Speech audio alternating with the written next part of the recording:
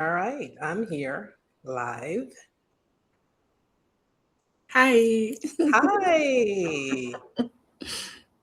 All right, so we'll give it a minute for people to pop in and then we'll get started.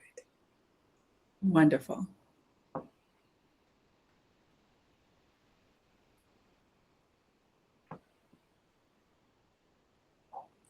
Hi, Dr. Linjo. I hope I pronounced it correctly. She heals.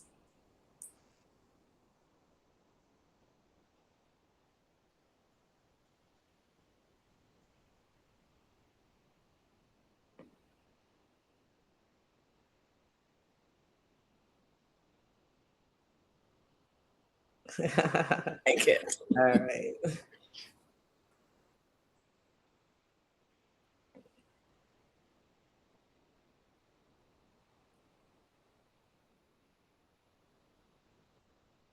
Okay. Why don't we just get started? People can always watch the replays too. I've seen a lot of that go on. So Absolutely.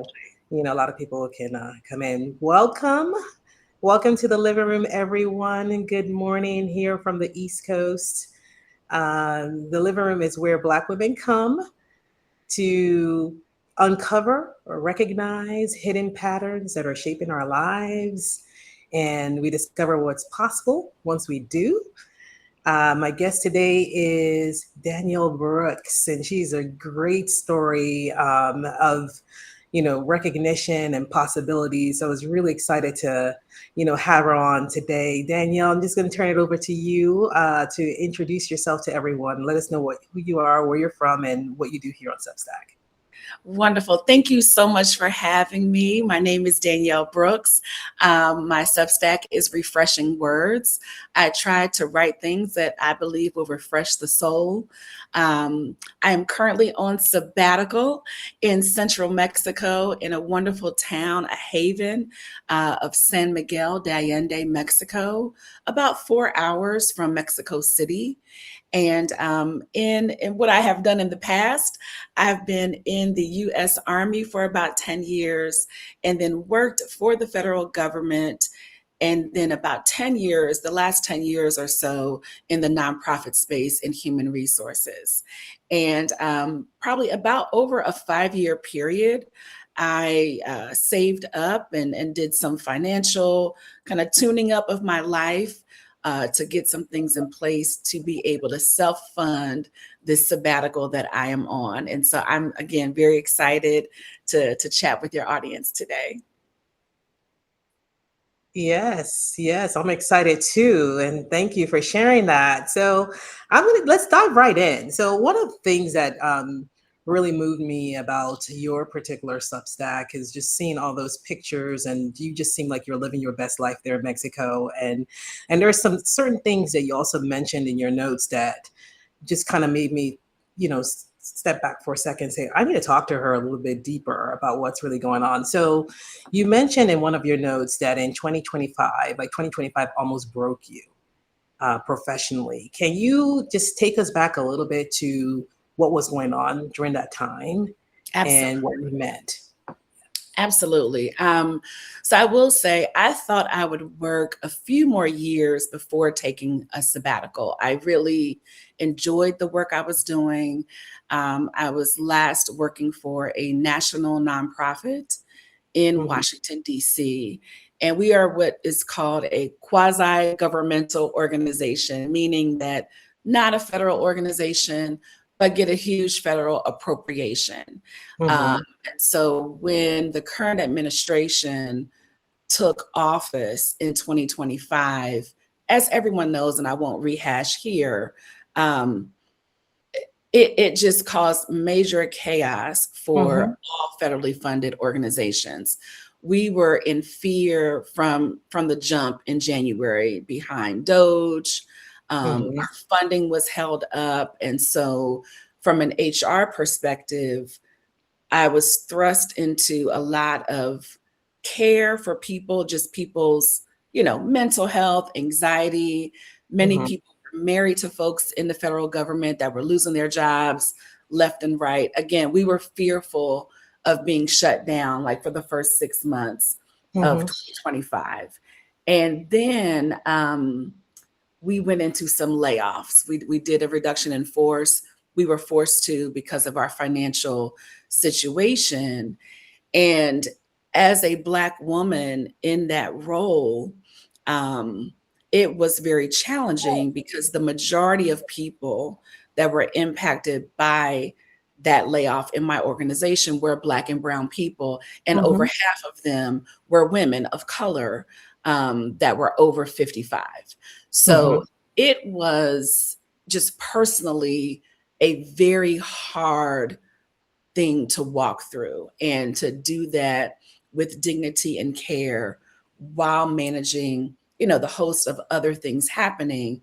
And quite frankly, I really did not agree with how some of the decisions were made, Mhm. but yet I was the voice and the face of those decisions to the employees.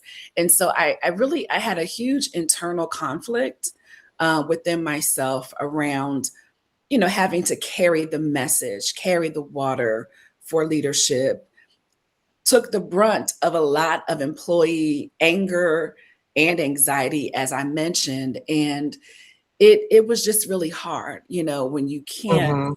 truly say what you really mean, Right. and trying to convey that you care, but yet, you know, someone's losing their job. And Right. like I said, just with the not totally agreeing. I didn't burn a bridge. I have a great relationship, but I knew I could not continue in that environment because, again, I felt like a few different things could have been done before we got to that point in some Mhm. cases, and I was just overruled. You know how it is. You just have Yeah. to grin and keep moving. So anyway, yeah, I was pretty broken down by the end of the year, because then all the other things still need to happen. Performance reviews still need to happen. Uh, Mhm.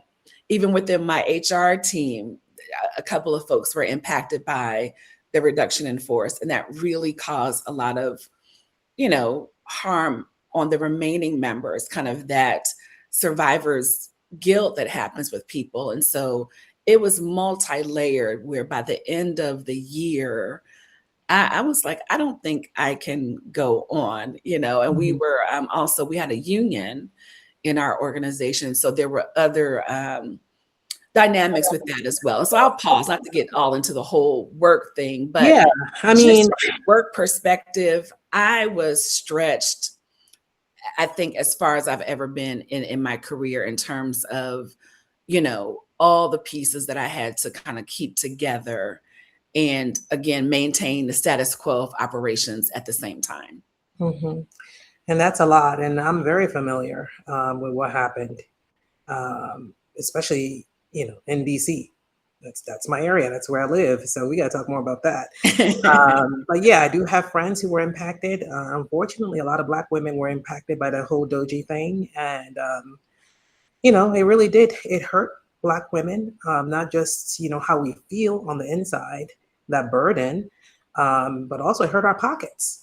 It Yes. hurt our pockets. There's still a lot of women still looking as we speak from that situation. So I can only imagine how you felt being the person to relay the message to people, relay the message of something you don't agree with.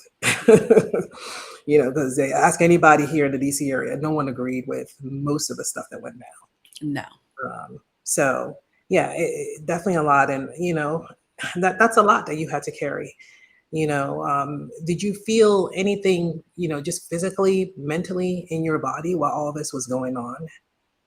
Absolutely. So I think, between all of that, and then being a woman of a certain age, right? Menopause also kind of was colliding with me as well. So Mhm. in my body, definitely anxiety for sure. I was just, super duper worried. So that showed up for me in um, just not being able to sleep. I would have no Mhm. trouble falling asleep, but waking up, thinking about either work or what's happening with this person.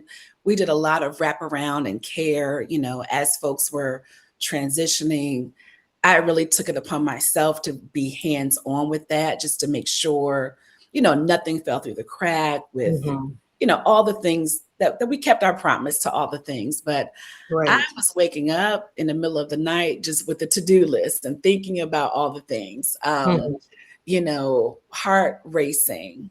Um, I began to, when I knew I started thinking about pushing up the timeline for my sabbatical, was when I really began just kind of checking out, like in meetings. I was just like, none of this matters to me anymore. I was checking Mm-hmm. out, and I was able to communicate with my boss to say, listen, y'all deserve somebody that's able to be here fully. I am recognizing that I'm in a dangerous place. Like I don't care. I don't None of these problems are real problems to me. Like my mind was just gone.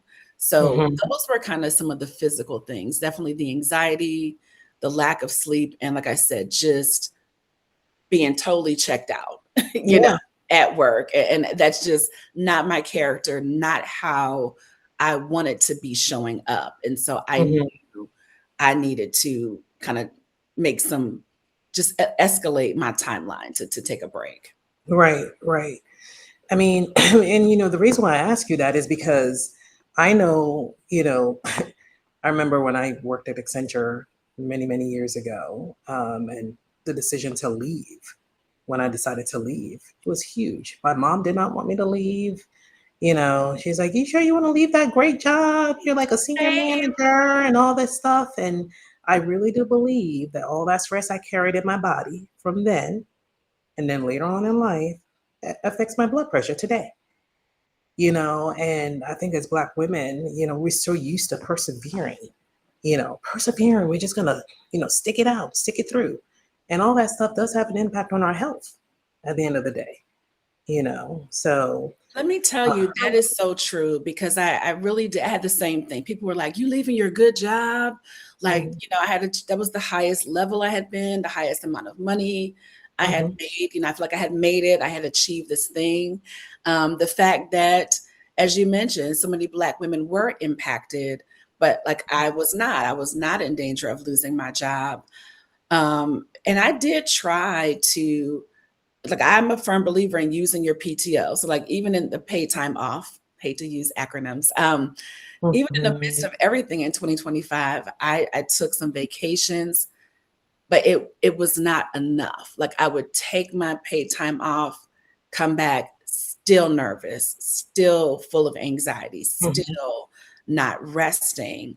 And that was kind of that last little thing I had to overcome of, like, who do you think you are to just walk mhm, away from this job when people are out here struggling, looking for a job? But mhm, again, I just felt such an urgency inside that I just didn't know what was going to come next. And I'm pretty much a like calm, cool, collected person. And that urgency and that internal fight was very scary to me, of like not mhm. knowing when I might explode or what I might do. It just was very concerning to me. So would you say that that was your breaking point, pretty much? Like, okay, I'm doing this. I'm getting Yes, out of here. absolutely. Yeah. Yeah, yeah, yeah. And so we're gonna definitely come back to that a little bit. Like that breaking point. I want to talk to you a little bit also about something you said in one of your notes. You mentioned being in constant fear. Like you feel like now that you've moved to Mexico, you're released from this constant fear. And I wanted to know from you, first of all, what the fear was. And then also, is it something that you discovered once you moved? Or is it something that was so normalized in how you were living in the US? So let's I talk about think that. it was normalized in how I was living in the US. And I'll also say, from taking time to understand kind of childhood issues, growing up in survival mode through different things, not realizing kind of the armor that I had put on that looked like high achieving, that looked Mhm, like, I'm just living this American dream, that I'm, the proud oldest daughter syndrome, all the things. But Right. taking the time and stepping away from work allowed me to just realize, oh, wait, yeah, my shoulders do go down. Oh, I'm not, I'm not gritting my teeth. These things I didn't even recognize I was doing until I took time to just stop and recognize. Like I joke with people, I used to go get massages every so often, and I would always get like deep tissue and like get the biggest, strongest man. Like, I don't care. I need him to get up under, my shoulder blade. And now, like I went, I went and got a massage for my birthday in May, and it was just truly relaxing. Like, I didn't have any knots to work out. I didn't have the neck pain. Like, there were things I didn't even recognize were happening with my body until I stopped. And I'll say the other piece of being in DC, even though I tried not to like watch the news every day, but the National Guard presence, because I was going into the office and they're there Mhm. in the street, and I have two adult children and worried about, their future, and they're kind of, much more in the activism space, and, um, Mhm. worried for them. All of that was compounded. So being in a place where I can step back, move into that role of like coach with my children, and realize they have their path, and I have to trust what I've given them, and trust, that the Lord is protecting them. But just being removed from the pressure of work Mhm. to fully focus on just eating well and resting. Mhm. Like I said, I just recognized all these other things that I didn't even know were Mhm. happening from physically. Like, I didn't even name it when you first asked me, but yeah, thinking about, just that tension and the knots and the this, Mhm. I'm sleeping better, all of it.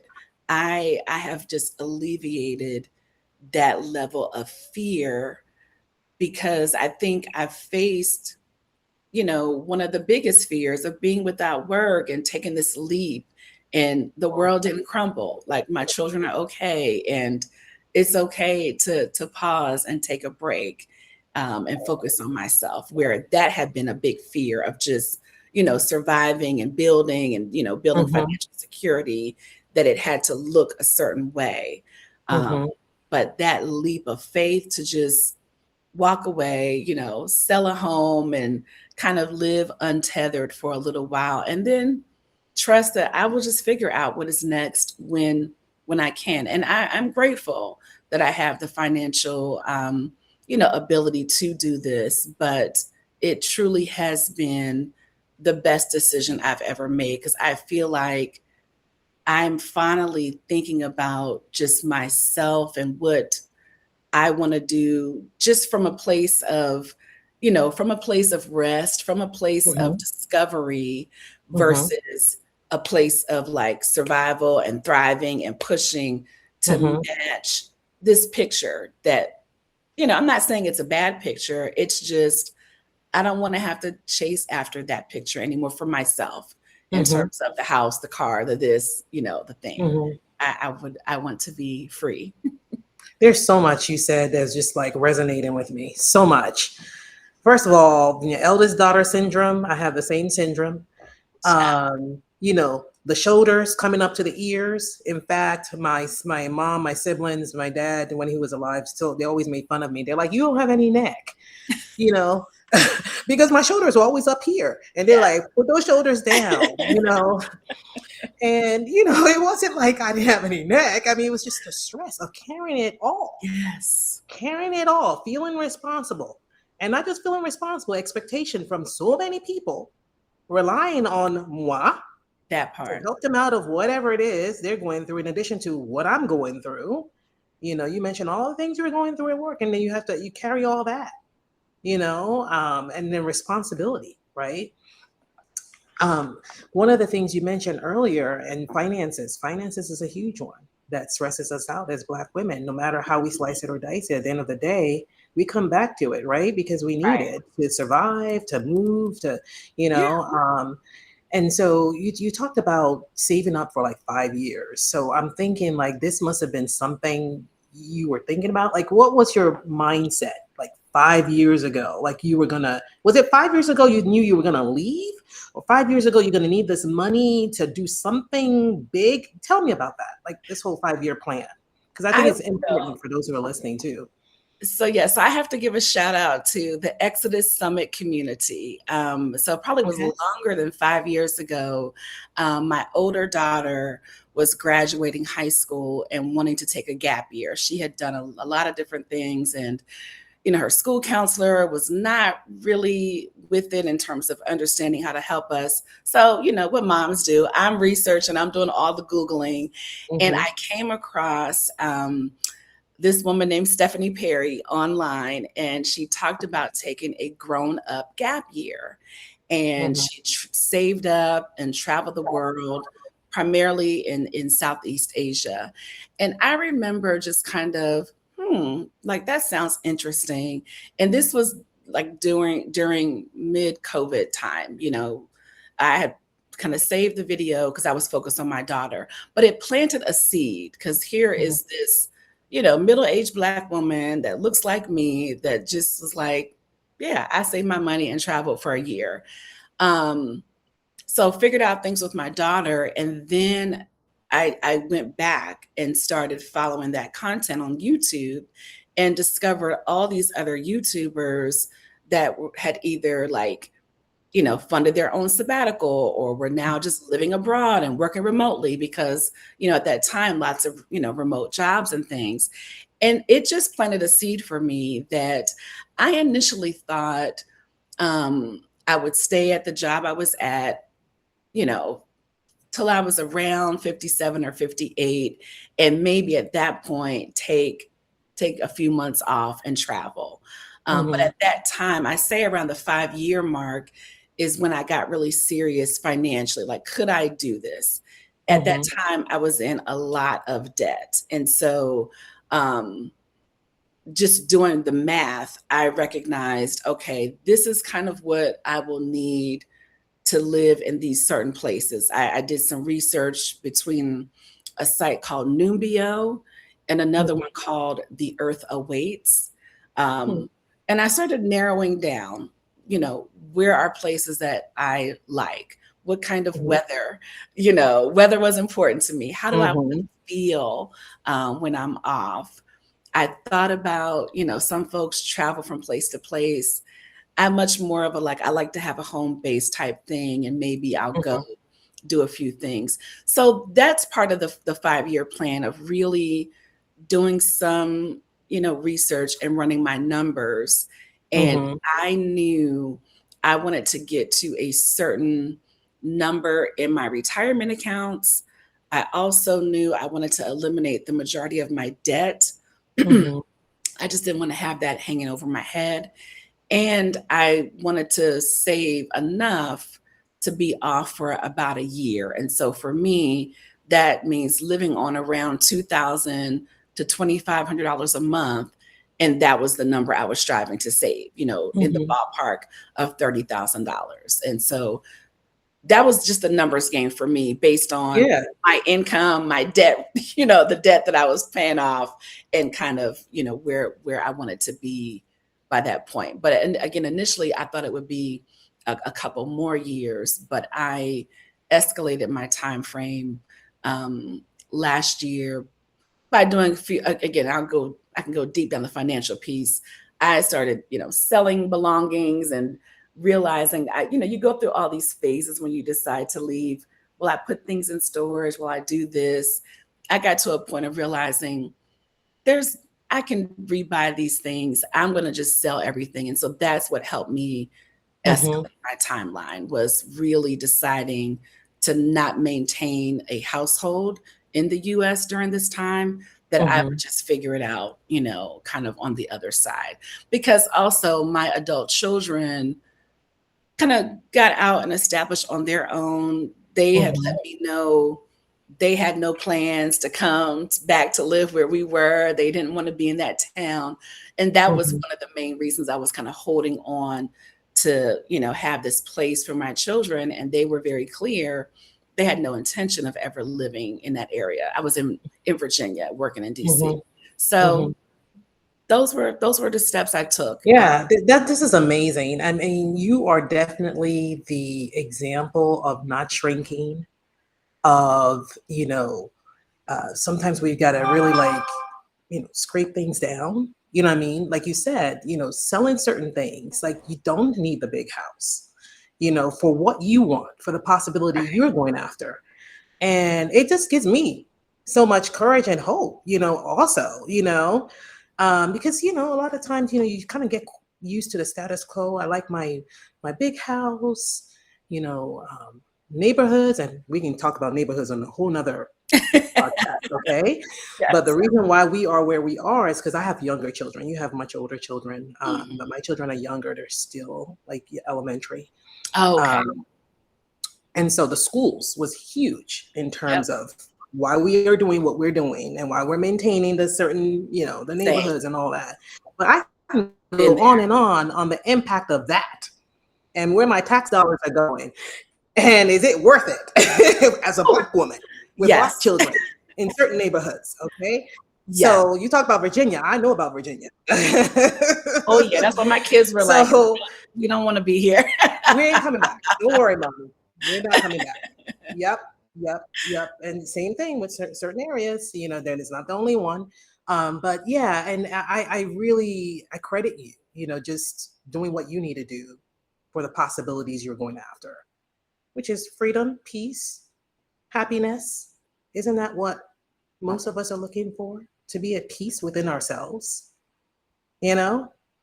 And, freedom is an interesting thing. But go ahead. I know you wanted to say No, I something was there. going to say, and I want to be clear, like that's why I think it's over a 5-year period. It's not easy, right? Mhm. You bought things because you like them for the most part. You want your home, you want these things. And so it was bit by bit and really weighing out, you know, what is the most important thing for me right now. Mhm. And again, my faith came into play to recognize that I can get these things again. Like Mhm. I can come back to the States. I know the job market is bad, but like I believe I can find a job, you Mhm. know. I believe I can own a home again if I want to. But Mhm. freeing myself up to the possibility of living in a way that just prioritized my mental and emotional and physical well-being Mhm. became like the North Star for me. But Mhm. again, in a different point, my kids were grown. I had gone through a divorce. I made all those decisions, kind of like what you said. We decided on, this neighborhood, these schools, and all Mhm. those things. But my life was different. And so I Mhm. realized I can make some different decisions for other reasons. And Mhm.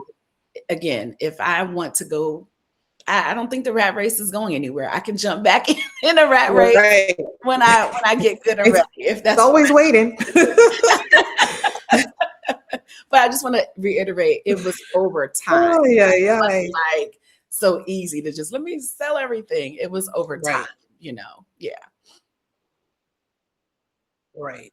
And I think it's an amazing story too. I think really I know for me and those who are listening, people are blowing up the chats by the way. I probably should go in there and start reading some stuff. But um, it's also where you are in life, right? Hmm. The wisdom of making decisions depending on where you are in life. I Yes. think, but either way, no matter how you slice it or dice it, it does take courage and Hmm. it does take faith. I'm a woman of faith too. It Yes. does take faith, and for those of us who have faith, we know what we're talking about. Yes. To be able to dive into something, you don't know where you're going, you don't know where it's going to end, you don't know if it's, but you believe that is going to be a positive thing for my own well-being, that he's there for you, the And for universe, or whatever it me, is you believe in, my God, he's there for you, he will make a way. yes.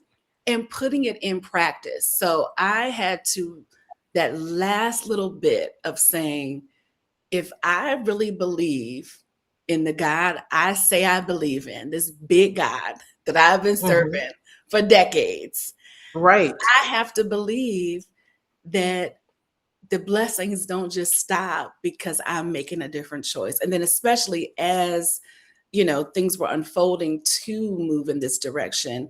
And even with all that I went through on the job that I left, I ended up leaving there and doing a small bit of consulting work, where they paid me even after I was off the payroll for a few months Mm-hmm. when I went on sabbatical, that Mm-hmm. God is with me. So it was like, okay, do you really believe, or do you Mm-hmm. really think that it is just these jobs and your ability on its own that has held Mm-hmm. you, Mm-hmm. in terms of your provision? So that was kind of that big leap of faith to say, God, I trust you with even this season, and I believe you have given me, this pathway and this light on the path to Right. take these steps. So anyway, not to Yeah. I don't get off No, I mean, these are important things. And I know our listeners that, people are there saying, thank God, adult children, girl, here. faith, heavy, yes, preach. I left my job in 2023, Dr. Linjo says, and of course everyone was worried. I found my people. Yeah. I think you said something which I totally believe. It's not just faith, it's our faith in action. You Yes, take an action and then you saw your faith come to life. yes, You saw yes, the benefits of that. We always have to take action, move, do something. yes, Get it on Substack, do something. That's all you yes, got. Do something with it. And something. God, He will do something with what you're planting. I mean, I'm doing something on Substack. I'm finding myself and trying to just make it work. Yeah, it's Yes, something. yes, But we have to just keep at it, keep at it, keep at it, keep at it. Don't give up on it. You right. know. So that's key. I know there's a part of, I was just glancing at my notes because there were some other questions I wanted to ask you. Mhm. um when we talked about fear earlier and the releasing of that fear, I'm just wondering, like, now that you are in Mexico, are there some things that you felt, you know the fear releasing and you feel better, but are there certain things that, even though you change geographies, it just wouldn't fix the fear? Are there certain fears that you feel like you still experiencing even where you are now, with a change of location just doesn't fix it? Um, so that is absolutely true. I will say I did a lot of self work along with the practical pieces, and whether that was therapy, other types of healing modalities as well, because that is so true. Like wherever you go, there you are. And so we do see, even in, it's a wonderful community of Black Americans in the area that I'm in. And there are some people that do just think the location is going to change everything. But if Mhm. you don't know how, to really verbalize what you need, like for me, that was a big challenge for me. I had childhood abandonment issues, grew up really just trying to eke out a little life, just be a hard worker, do the Mhm. things. I always prided myself on being, I'm just easy. I don't need much. It doesn't take much to please me. And Mhm. like that is not true. I just haven't prioritized my needs. I don't even know what Mhm. I want. And so part of that work leading up to my sabbatical was getting clear about how to stand in my power, how Mhm. to stop living this small life. Again, back Mhm. to the faith piece.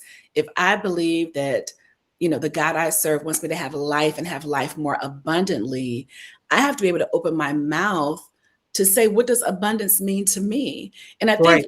women go through this, in midlife where you've given, to the job, you've given to your spouse, your children, Mhm. you've even forgotten your favorite ice cream because you're making sure the children have their favorites, and that's a simple thing.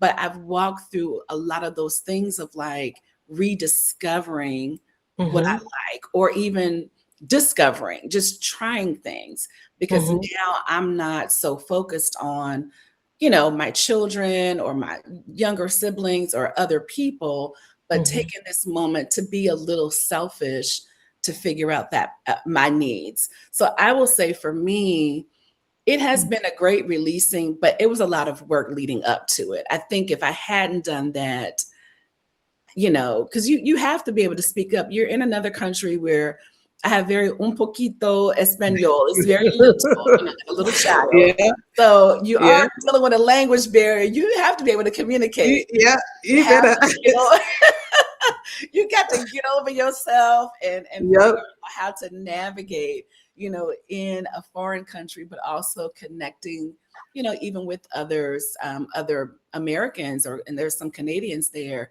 If Hmm. you don't understand and get over yourself, or just easily offended, or again, not knowing what you want, you will be miserable, because it's a higher bar, when you're in a Right, foreign country trying to navigate. right, right. And I like what you said there, doing the work, on Mhm. ourselves, the internal work. And Yeah. I'm so happy that we're in this, I would say, newer era over the last 10 years where Black people have been embracing therapy a little bit better. It's Yes. needed. It is needed, working on ourselves, working on, childhood stuff. We all got something going on. It might be in our childhood, it may be in our adulthood, whatever the case may be, whatever your experiences may be, just embracing therapy. And even as a Christian too, Yes. because I know there are a lot of Christians out there that may just say, well, I just, God will fix it. That internal work is so important. I know I've embraced therapy a lot more. It's helped me just for my own self, for I my had own self, to, because I think you know. from a Christian perspective, it really set me back, because and again, I really did feel like I could just pray and this result, or just speak it, and that is part of it, right? Mhm, But we are in a fallen world, and so I think that, not to say that prayer doesn't work, or that speaking things doesn't work, but mhm, I'm glad you said, just it's the combination, mhm, right, of I'm going to believe God to work through, just like a medical doctor, when I mhm, have an ailment that is beyond prayer and I need surgery, or I need some medication. I'm mhm, believing God to work through the mhm, medical provider for my healing. mhm, I had to get over some of my, just that thought of like, I should be able to just pray it away, or I should be able mhm, to just proclaim the word over this. mhm, But no, I had to go seek some other support, mhm. and just to understand myself, understand my patterns, Right. understand even the things that happened to me. They were horrible, but they created a wiring in a way that I was moving through the world, that Mhm, I was the problem. Like, am I the drama? I'm the drama. Like, I'm the problem, because, it might have been because of these things that happened to me, but now I need to work, you know, with the therapist and with the mhm. Holy Spirit to rewire my thinking. So, Yes. yeah. Yeah. I mean, there's nothing wrong with getting help. And that's just my philosophy and my perspective on it. I know not everyone will agree with that, but Yes. that is where I stand. I've gone through so much in my life that I realize there's nothing wrong with getting help, and also just opening up our minds. Yes. Try it. And Yes. when you get there, you may not like what you see. Try something else. I've gotten Right. to that point, and I think as we do age, when I was in my 30s, the way I thought was very different for how I'm thinking right now in my 50s. Mm-hmm. Experience is something about experience and life that happens to you that Yeah. awakens your mind, and you just start doing different things. You Yes. open your mind more. You realize that that narrow way of thinking you have been thinking all these years served you for then is Right. not going to serve you now, right? So true. So yeah, that's huge. I mean, we've gotten into some territory here, some territory. So now, I mean, this is amazing. I'm just tickled. I'm in myself right now, and yeah. So anyway, so now that you're in Mexico, I remember I saw this one note where it was you and your new girlfriends in this big old truck. I like that picture. I love it. You should put that one everywhere. I'm just curious, like, what are some things that you had to release, to start making new friends over there, people who don't know you, making yourself known. What are some things you had to release in yourself? I had to release that, number one, and we talked a little bit about this, I think in the pre conversation, like that eldest daughter syndrome. And I realized I had a lot of relationships that were transactional, where it was just about what we're doing. And I get the whole thing around reciprocity. But I had taken on the fact, because of my role and what I was doing, that Mhm. maybe people don't see me as just a friend. I'm just a resource, to help Mhm. them out. I had to release that, to say, I'm fun. Um, I have been a person Right. that's been very risk averse and, again, the hard worker. And I'm the one Mhm. that's going to help you plan your party and clean up after the party. But I Mhm. have embraced and I've let go. Like, that's not the only part of me. I can just Mhm. be fun, deciding to do a day trip I had Right. just met that lady like 3 or 4 days prior, and we recognized, oh, we both were interested in this thing and went together, and we had a wonderful day together. So like, Mhm. I had to release the um the story I had told myself about my limitations and Mhm. how people might view me, you know, Mhm. in their life. That now I'm in a new whole country, meeting new people. Mhm. No one is expecting me to be responsible for anything. I'm in my Right. irresponsible era. I'm just responsible for myself. Like, I Yes. don't have to show up always. Again, letting go of that minimizing myself. I don't have to always be the helper, be the fixer, be the Right. anything. I can just be that girl, and we had a Yep. good time, Just be me. riding Yes. the off-road vehicle at the winery. Like, that's who I can be, and it's okay, and that's part of me. And that's, again, back to getting to know yourself. Like, what pieces have we just shoved away, or not even, really explored about our own personality, because Mhm. we kind of narrowed our focus or Mhm. minimized who we are and how we show up. So I had to let go of my own self-imposed limitations. Like, nobody put those Mhm. limitations on me, but my self-imposed limitations about who I can be as a Mhm. grown-up friend. Right. Right. And you're living your best life. You're living your best life. And that's the awesome thing about it. I'm so happy for you. It's awesome. I want to continue hearing more of this story of how things are going with you and over there, being there. And I'm sure a lot of people too. There's some people who are probably going to listen to this later and just be like, yeah, I need to get with Danielle. Tell me a little bit more about Mexico. So there's going to be that group, but there's also the piece of, I think there are a lot of people who are going to be interested in that, in how, what you did to get to where you are. So, I know that not all of us can travel Mhm. or take the sabbatical, but probably need one. What would you tell someone like that? Like, what not to tolerate? Like, how would they implement not tolerating, their current um, status quo? What are some things they can do? Like, just one thing they could do to find freedom if they can't take the sabbatical right now. What Yeah, would you I would advise? say, to not tolerate the all the can'ts and the shouldn'ts. Like, find what you can do. So Hmm. I think I talked about this maybe on a video or somewhere else, but as I was planning and preparing, and when I was really focused on financial freedom, I had to pause a lot of things. And so I found ways to carve out time for myself. Number one, just starting with saying no to things that weren't really in alignment, like letting go of, like, not tolerating that you have to feel obligated to do Hmm. anything.